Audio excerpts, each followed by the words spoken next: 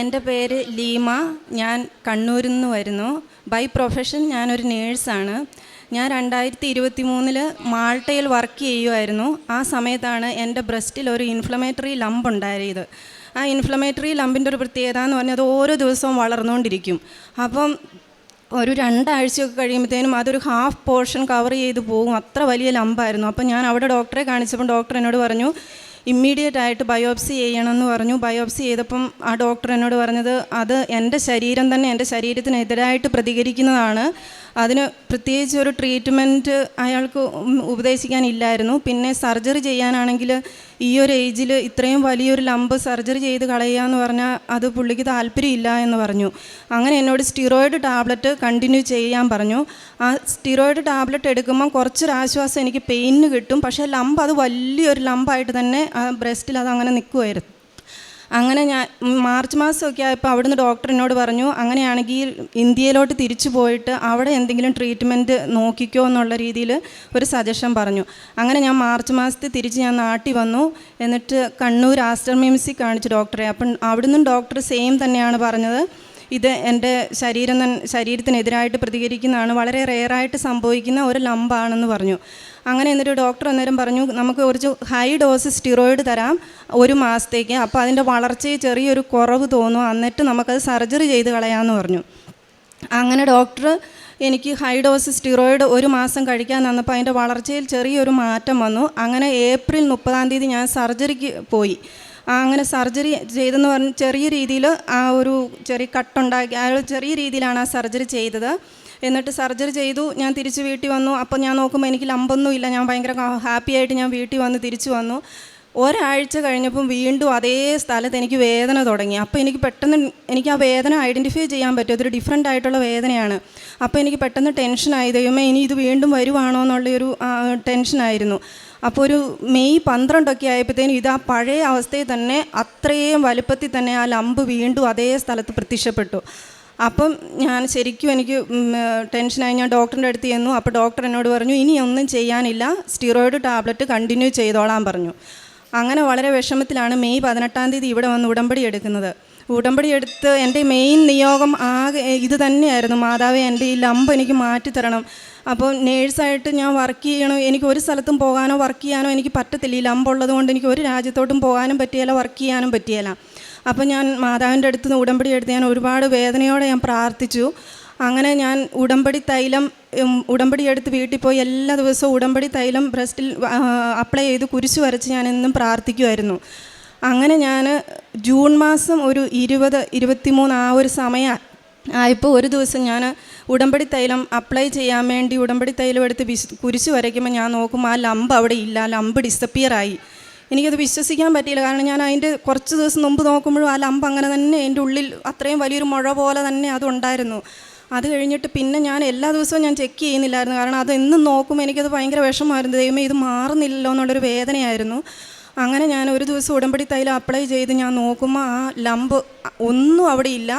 അത് തന്നെയല്ല, ഒരു ചെറിയ സർജറി ചെയ്തതിൻ്റെ ഒരു പാട് പോലും ആ സ്ഥലത്തില്ല. അത് കംപ്ലീറ്റ് നോർമലായി.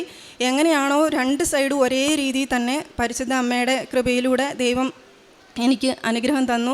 ദൈവത്തിന് 1000 നന്ദി. എങ്ങനെ പറയണമെന്ന് പോലും എനിക്കറിയില്ല നന്ദി.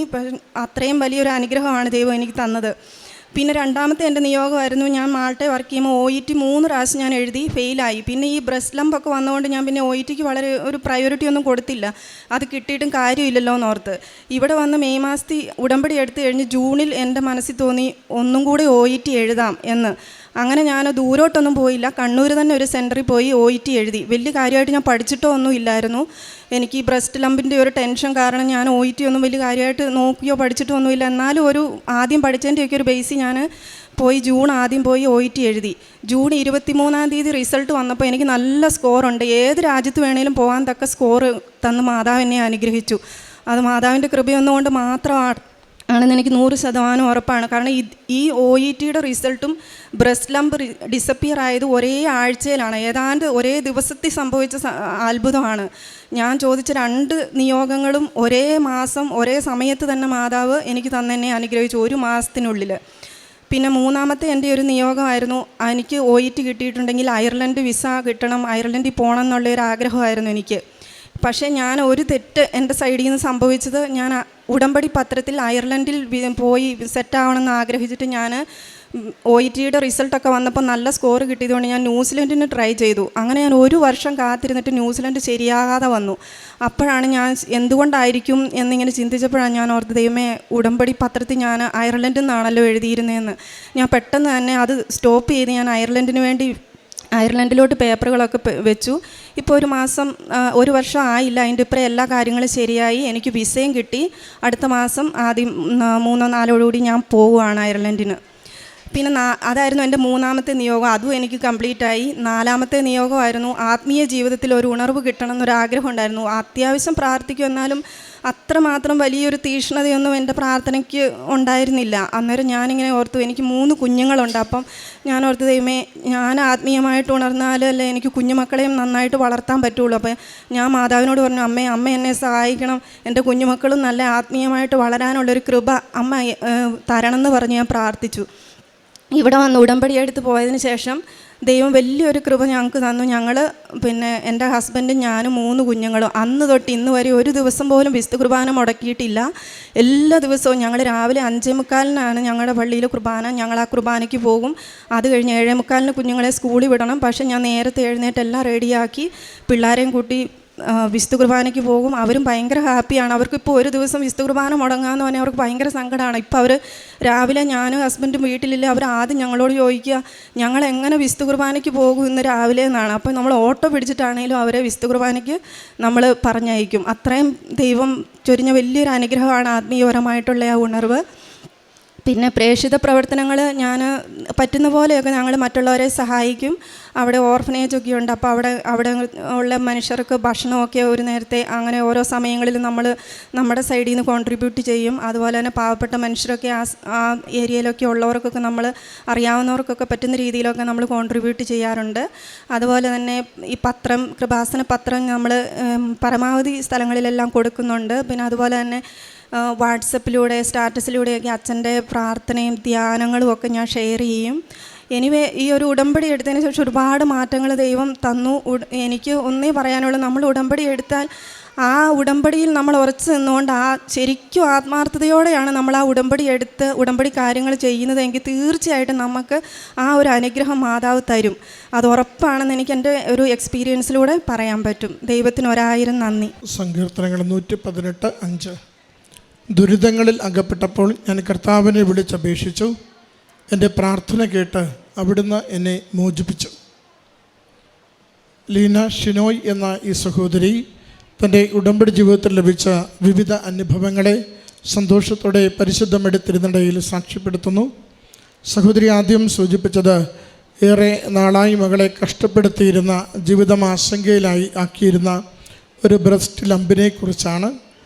അത് ഒത്തിരി ചികിത്സ മകൾ നടത്തിയതാണ്, പലതവണ മരുന്ന് കഴിച്ചതാണ്, ഒരു ഓപ്പറേഷൻ ചെയ്തതാണ്. ഈ ചെറുപ്രായത്തിൽ മറ്റൊന്നും അധികം ചെയ്യാനാവില്ല എന്ന് പലതവണ ഡോക്ടർമാർ മുടക്കിയതാണ്. അങ്ങനെ അവസാനം ഒരു രക്ഷയില്ല എന്ന് കണ്ടപ്പോഴാണ് ഒരു തവണ ഡോക്ടർമാർ അത് ചുരുക്കിയിട്ട് ഓപ്പറേഷൻ ചെയ്ത് ഇനി കുഴപ്പമൊന്നും ഉണ്ടാവില്ല എന്ന് പറഞ്ഞ് അയക്കുന്നത്. എന്നാൽ വീണ്ടും അത് കൂടുതൽ തീഷ്ണമായി ലംബ് വളരുകയും ഇനി ഒന്നും ചെയ്യാനില്ല എന്ന് ഡോക്ടർമാർ പറയുകയും ചെയ്യുമ്പോഴാണ് മകൾ ഉടമ്പടിയിൽ നിയോഗം വെച്ച് സവിശേഷമായി പ്രാർത്ഥിക്കുന്നത്.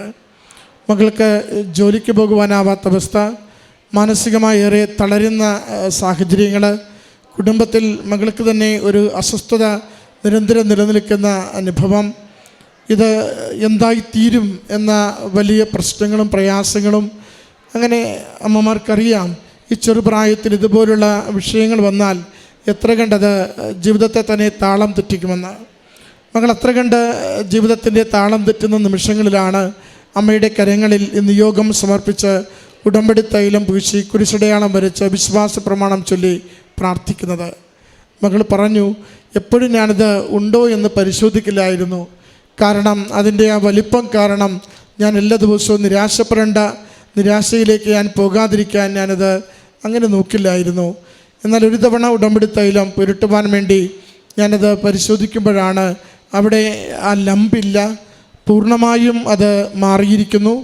അതുപോലെ തന്നെ ഓപ്പറേഷൻ ചെയ്ത പാട് പോലും അവിടെ ഇല്ലെന്ന്. പ്രിയമുള്ളവരെ, ഔഷധമായും അഭിഷേകമായും ഉടമ്പടി തൈലം എപ്പോഴും അത് വിശ്വാസത്തോടെ ഉപയോഗിക്കുന്നവർക്ക് മാറുന്നുവെന്ന് നമ്മൾ കാണാറുണ്ട്. സാക്ഷ്യത്തിൽ അനേകം പേർ ഓരോ ദിവസവും അത് പങ്കുവെക്കാറുണ്ട്. അതിൻ്റെ സാക്ഷ്യമാണ് ഈ മകൾ ഈ അൾത്താരയിൽ പങ്കുവെച്ചത്. അത് വിശ്വാസത്തോടു കൂടി അത് ദൈവസന്നിധിയിൽ കൊടുക്കുമ്പോൾ അമ്മ മാതാവ് നമുക്കത് പൂർണ്ണമായ ആരോഗ്യത്തിലേക്ക്, സൗഖ്യത്തിലേക്ക് നയിക്കുന്ന വിധത്തിൽ അതിനെ മാറ്റുന്നു.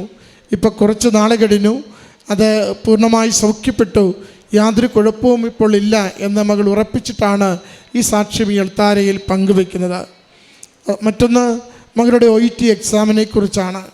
അതും ഈ അസുഖം കാരണം വലിയ പ്രതീക്ഷയിലും സന്തോഷത്തിലും തീഷ്ണതയിലും പഠിച്ചെഴുതുവാനൊന്നും പറ്റുന്നില്ലായിരുന്നു. എങ്കിലും അമ്മ മാതാവിൻ്റെ തിരുനടയിൽ അതൊരു നിയോഗം വെച്ച് അധികമൊന്നും ഒരുങ്ങാതെ അടുത്തുള്ളൊരിടത്ത് തന്നെ പരീക്ഷയ്ക്ക് വേണ്ടി എല്ലാം തയ്യാറായിപ്പോയി എഴുതുന്നു.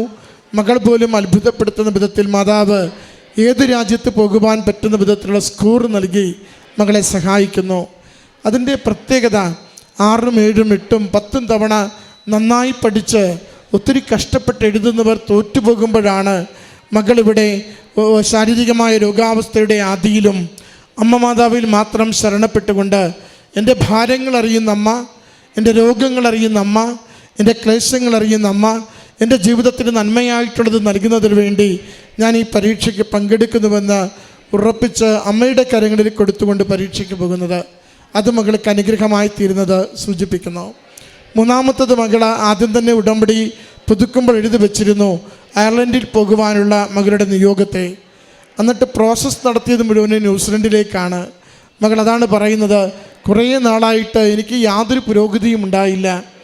വീണ്ടും എന്താ പറ്റിയത്, എവിടെയാണ് എനിക്കൊരു അപാകത സംഭവിച്ചത്, എൻ്റെ കഴിവിലും എൻ്റെ ആലോചനകളിലുമാണോ ഈ വിഷയങ്ങളെ കൊണ്ടുപോയത് എന്ന് വീണ്ടും പരിശോധന നടത്തി അമ്മയുടെ മുമ്പിൽ എന്താണോ ആഗ്രഹിക്കുകയും പ്രാർത്ഥനാപൂർവം നിയോഗം സമർപ്പിക്കുകയും ചെയ്തത്, ആ അയർലൻഡിലേക്ക് തിരികെ തൻ്റെ പ്രോസസ്സ് പുനഃക്രമീകരിക്കുമ്പോൾ വളരെ വേഗത്തിൽ, സമയച്ചുരുക്കത്തിൽ അമ്മ മാതാവ് വിദേശത്ത് പോകുവാനുള്ള എല്ലാ കാര്യങ്ങളും ക്രമീകരിച്ചു കൊടുക്കുന്നു. മകൾ അങ്ങോട്ട് അടുത്ത ദിനങ്ങളിൽ പോവുകയും ചെയ്യുന്നു. പ്രിയമുള്ളവരെ, വ്യത്യസ്തമായ വിഷയങ്ങളാണ് മകൾ ഈ അൾത്താരയിൽ പങ്കുവെച്ചത്. രോഗത്തിൻ്റെ സൗഖ്യത്തെക്കുറിച്ച്, പരീക്ഷയുടെ വിജയത്തെക്കുറിച്ച്, ശരിയായിടത്ത് ജോലി ലഭിക്കുന്നതിനെക്കുറിച്ച്. നമ്മൾ എത്ര കണ്ട് വ്യത്യസ്തമായ ജീവിത ക്ലേശങ്ങളിലൂടെ കടന്നു പോകുന്നുവെങ്കിലും അമ്മയുടെ തിരുനടയിൽ ഒരിറ്റ് വിശ്വാസത്തോടെ, ഒരിറ്റ് കണ്ണീരോടെ, എനിക്ക് മറ്റാരും ഇനി സഹായത്തിനില്ല എന്ന ബോധ്യത്തോടു കൂടി നമ്മുടെ നിയോഗങ്ങൾ സമർപ്പിച്ചാൽ അമ്മ മാതാവ് തിരുക്കുമാരന് കൊടുത്ത് നമുക്കത് സമയച്ചുരുക്കത്തിൽ അനുഗ്രഹത്തിനുള്ള കാരണമാക്കി മാറ്റിത്തരും. അതാണ് ഈ മകളുടെ സാക്ഷ്യം നമ്മോട് പങ്കുവയ്ക്കുക. കഴിവിലല്ല, കൃപയിൽ, ദൈവകൃപയിൽ മാത്രം നമുക്ക് ആശ്രയിക്കാം. കരങ്ങളടിച്ച് ഈ സാക്ഷ്യം സമർപ്പിക്കാം. അത്യപൂർവ ദൈവാനുഭവങ്ങൾ ഇനി നിങ്ങൾക്കും സ്വന്തം. ഈ യൂട്യൂബ് ചാനൽ ഇതുവരെ സബ്സ്ക്രൈബ് ചെയ്തിട്ടില്ലെങ്കിൽ ഇപ്പോൾ തന്നെ സബ്സ്ക്രൈബ് ചെയ്യുക. ഈ വീഡിയോ ഇപ്പോൾ തന്നെ നിങ്ങളുടെ സുഹൃത്തുക്കൾക്ക് ഷെയർ ചെയ്തുകൊണ്ട് കർത്താവിൻ്റെ പ്രേക്ഷിതരാകുക.